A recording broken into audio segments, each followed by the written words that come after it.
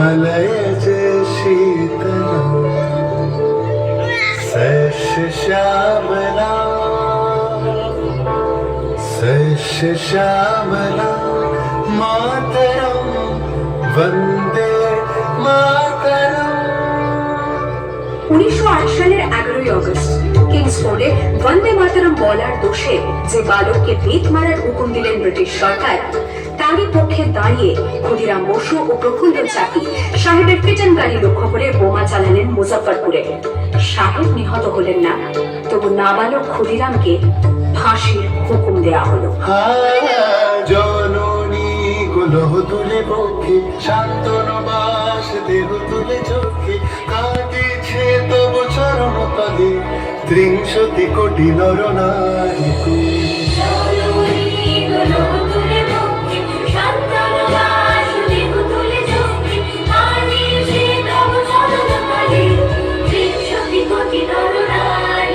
যারা স্বর্গগত তারা এখনো জানে স্বর্গের যে প্রিয় জন্মভূমি এসো স্বদেশ প্রতের মহাদীক্ষালো সেই মৃত্যুঞ্জয়দের চরণ জমি। যারা জীর্ণ জাতির বুকে জাগালো আশা মন মনের মুখে জোগালো ভাষা।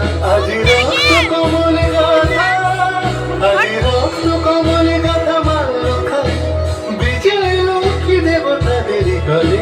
মুক্তির মন্দির সকাল তলে কত প্রাণ হলো বলিদান। লেখা আছে অশ্রু জলে লেখা আছে অশ্রু জলে। 9 সেপ্টেম্বর 1915 ইংরেজদের সঙ্গে সম্মুখ সমরের স্বাধীনতা ছিনিয়ে নিতে অস্ত্র আনার পরিকল্পনা করেন যতীন্দ্রনাথ মুখোপাধ্যায়। বালেশ্বরে সঙ্গীদের নিয়ে জাহাজ থেকে সেই অস্ত্র নামাতে গেলে ইংরেজ বাহিনী তাদের ঘিরে ফেলে। বুড়িবালমের তীরে লড়াই বাঁধে বিরাট ইংরেজ বাহিনী বনাম বাঘা যতীন ও তার 4 সতীর্থদের। এককালে শুধু ভোজালি হাতে যিনি বাঘ মেরেছিলেন, সেই বীর সেদিন লুটিয়ে পড়লেন। আমি হাসি হাসি পড়ব ফাঁসি দেখবে ভারতবাসী। ও মা হাসি হাসি পড়ব ফাঁসি দেখবে ভারতবাসী।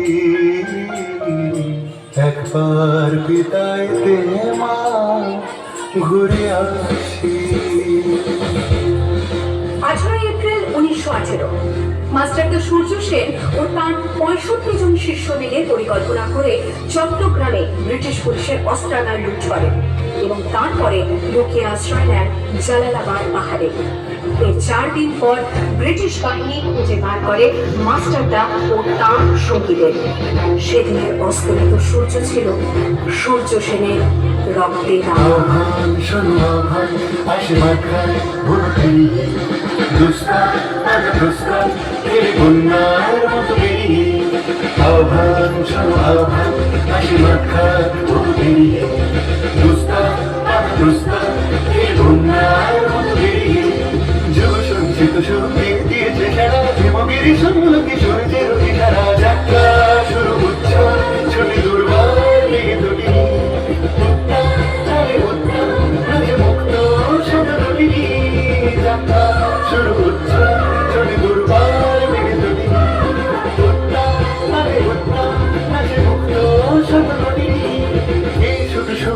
নবপ্রাণী জেগেছে রণসাজে সেজেছে অধিকার অর্জনে। এই শুধু সত্য যে নবপ্রাণী জেগেছে রণসাজে সেজেছে অধিকার